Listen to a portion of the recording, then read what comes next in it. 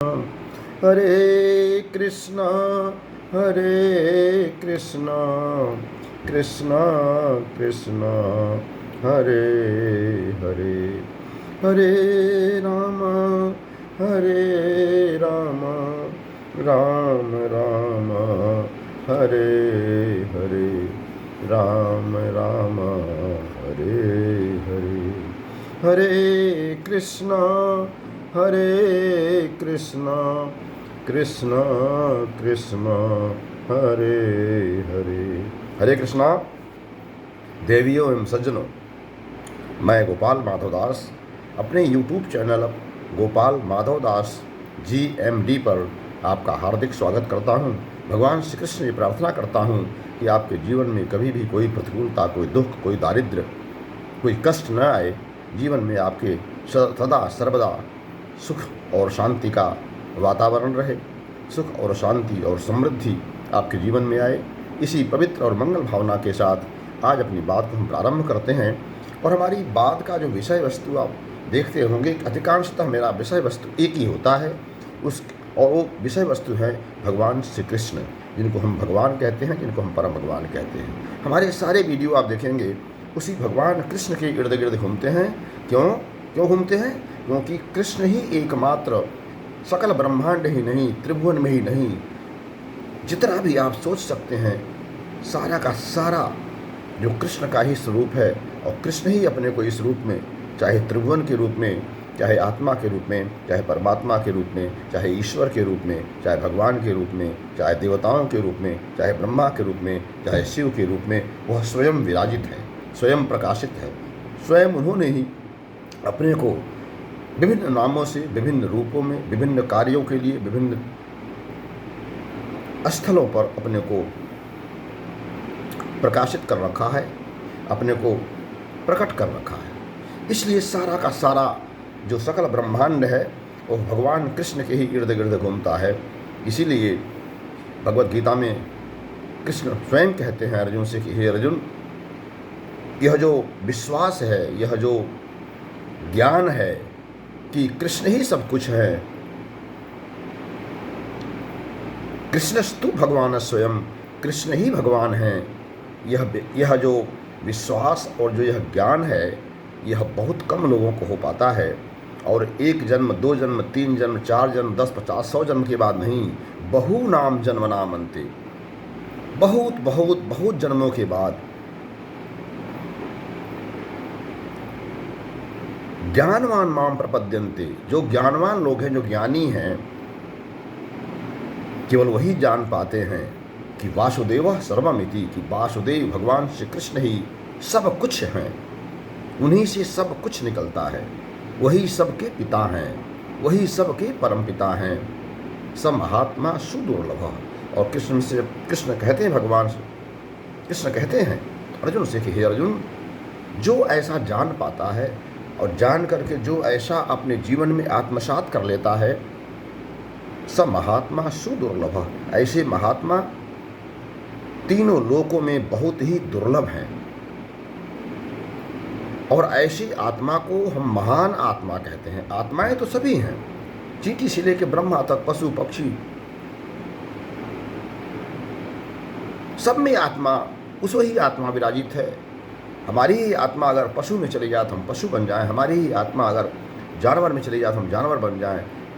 हमारी ही आत्मा अगर वृक्ष योनि में चले तो हम वृक्ष बन जाएं, हमारी ही आत्मा पर्वत पहाड़ में चली जाए तो पर्वत पहाड़ बन जाएं। आत्मा तो वही है, अंश तो वही है। उस अंश के अंदर वो सारे गुण विद्यमान है जो भगवान के अंदर विद्यमान है। बस फर्क है कि भगवान संपूर्ण है और भगवान का जो अंश आत्मा, परमात्मा का अंश जो आत्मा है, वह एक सूक्ष्म कण के रूप में, एक सूक्ष्म ज्योतिर्लिंग के स्फुलिंग के रूप में, और एक छोटे से अंश के रूप में, एक छोटे से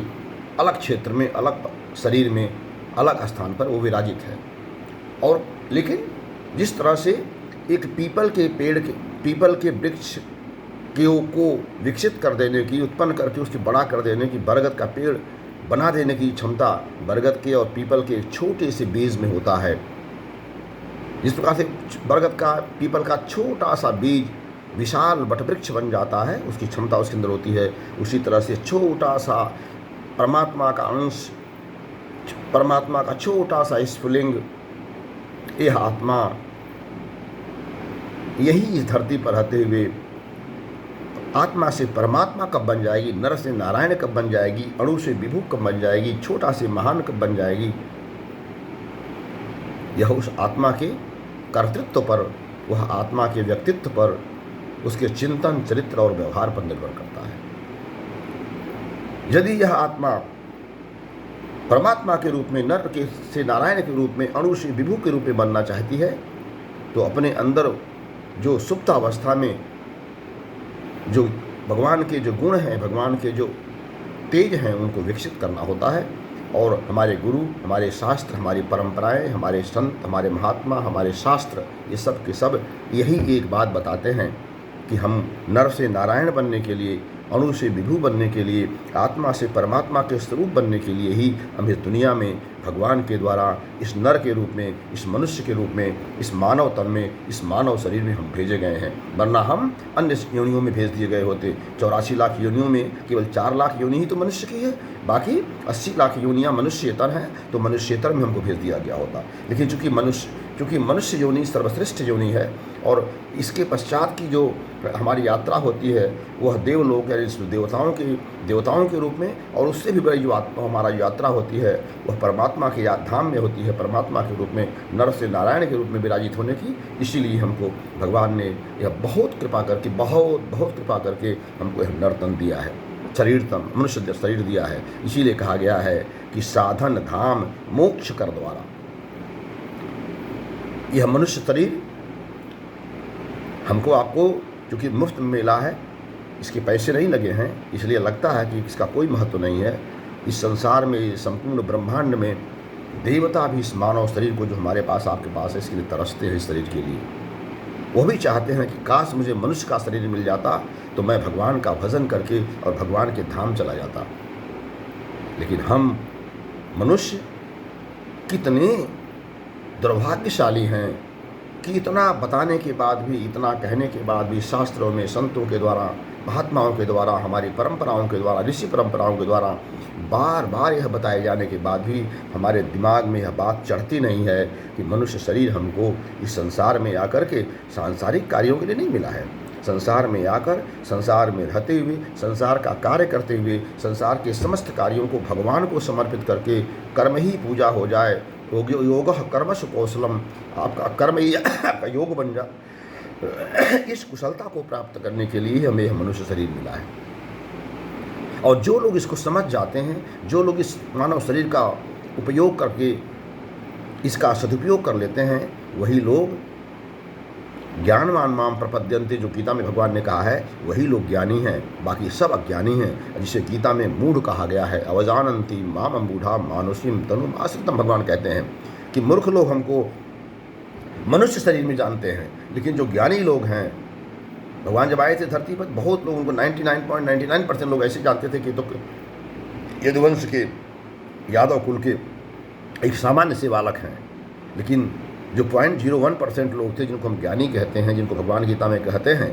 कि ज्ञानवान माम प्रपद्यन्ते, तो जो ज्ञानी लोग हैं वही मुझे जान पाते हैं कि मैं वासुदेव पुत्र श्री कृष्ण ही परम भगवान हूँ, जो इस धराधाम पर आकर के, जो इस पृथ्वी पर आकर के मनुष्य के रूप में मनुष्य लीला करते हुए लोगों को मनुष्य के रूप में कैसे जीना चाहिए, और मनुष्य से, नर से नारायण कैसे बन जाना चाहिए, अणु से विभु कैसे बन जाना चाहिए, भक्त से भगवान कैसे बन जाना चाहिए, आत्मा से परमात्मा कैसे बन जाना चाहिए, यह मार्ग दिखाने आया हूँ। ऐसा भगवान जो अवतार लेते हैं, उनके अवतार का, उनकी लीलाओं का मुख्य उद्देश्य यही होता है कि अपने भक्तों का अभिव्यंजन करें, अपने भक्तों को आनंदित करें, उन भक्तों को अपने पूर्व जन्मों में दिए गए अपने उन वरदानों को साबित करें, और प्लस भगवान आपको, हमको एक नर के रूप में, एक मनुष्य के रूप में कैसे रहना चाहिए कि हम नर से नारायण बन जाएं, अपने संसार में रहते हुए, परिवार में रहते हुए, अपने व्यापार करते हुए, अपनी नौकरी करते हुए,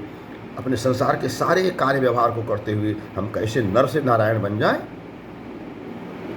यही लीला करने के लिए, यही दिखाने के लिए, प्रैक्टिकल के रूप में दिखाने के लिए भगवान हमारे आपके बीच में अवतार के रूप में ग्रहण करते हैं। भगवान के अवतार ग्रहण करने का जो सर्वश्रेष्ठ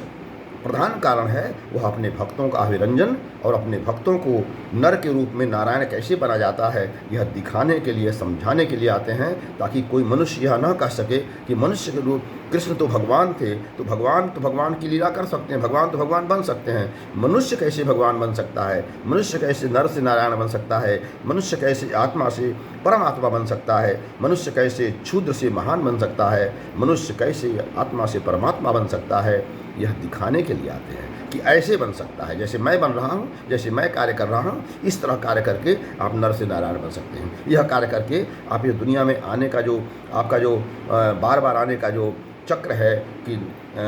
और माँ के गर्भ में रह करके 9 महीने जो कष्ट भोगने का जो आपका चक्र है, यह कैसे छूट सकता है। पुनरपि जन्मम पुनरपि मरणम जठरे शयनम का जो यह चक्र है कैसे छूट सकता है, यह भगवान बताने के लिए अवतार ग्रहण करते हैं। हमारी बात में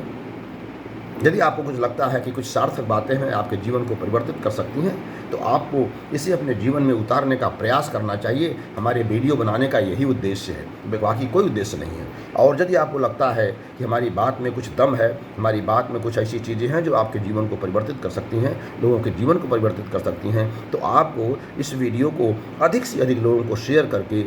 मानव सेवा करके पुण्य का भागीदार बनना चाहिए।